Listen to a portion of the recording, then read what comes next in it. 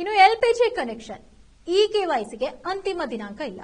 ಹೌದು ವೀಕ್ಷಕರ, ಇದು ಕೇವಲ ವದಂತಿ ಮಾತ್ರ.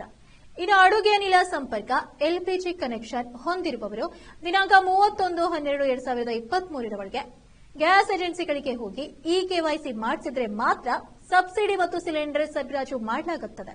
ಇನ್ನು ಈ ಕೆವೈಸಿ ಕಾರ್ಯಕ್ಕೆ ಹಣ ನೀಡಬೇಕು ಮತ್ತು ಈ ಕೆವೈಸಿ ಮಾಡಿಸಿದ್ರೆ ₹500ಕ್ಕೆ ಸಿಲಿಂಡರ್ ನೀಡುತ್ತಾರೆಂಬ ವದಂತಿಯಿಂದ ಸಾರ್ವಜನಿಕರಲ್ಲಿ ಗೊಂದಲ ಸೃಷ್ಟಿಯಾಗಿದೆ. ಇನ್ನು ಸಾರ್ವಜನಿಕರಲ್ಲಿ ಪ್ರಕಟಣೆಯಲ್ಲಿ ಏನಂದ್ರೆ, ಈ ವಿಷಯವು ಕೇವಲ ವದಂತಿಯಾಗಿದ್ದು ಅಡುಗೆ ಅನಿಲ ಗ್ರಾಹಕರು ತಮ್ಮ ಗ್ಯಾಸ್ ಏಜೆನ್ಸಿಗಳಿಗೆ ತೆರಳಿ ಈ ಕೆವೈಸಿ ನೀಡಬಹುದಾಗಿದೆ. ಇನ್ನು ಅದು ಸಹ ಉಚಿತ ಕಾರ್ಯವಾಗಿರುತ್ತದೆ. ಆದರೆ ಅದಕ್ಕೆ ಕೇಂದ್ರ ಸರ್ಕಾರವು ಯಾವುದೇ ಕೊನೆಯ ದಿನಾಂಕ ನಿಗದಿಪಡಿಸಿರುವುದಿಲ್ಲ. ಹೌದು ವೀಕ್ಷಕರೇ, ಇದಕ್ಕೆ ಯಾವುದೇ ಕೊನೆಯ ದಿನಾಂಕ ಇಲ್ಲ. ಮೊದಲು ಆದ್ಯತೆಯಾಗಿ ಉಜ್ವಲ್ ಯೋಜನೆ ಗ್ಯಾಸ್ ಸಂಪರ್ಕ ಪಡೆದಿರುವವರು ಈ ಕೆವೈಸಿ ನೀಡಬೇಕಾಗಿದೆ. ಇನ್ನು ಉಳಿದಂತೆ ಹೇಳಬೇಕಾದ್ರೆ ಗ್ಯಾಸ್ ಸಂಪರ್ಕ ಹೊಂದಿರುವವರು ಆಧಾರ್ ಸಂಖ್ಯೆ ದಾಖಲೆಯೊಂದಿಗೆ ತಮ್ಮ ಗ್ಯಾಸ್ ಏಜೆನ್ಸಿಗೆ ಭೇಟಿ ನೀಡಿ ಈ ಕೆವೈಸಿ ನೀಡಬಹುದಾಗಿದೆ.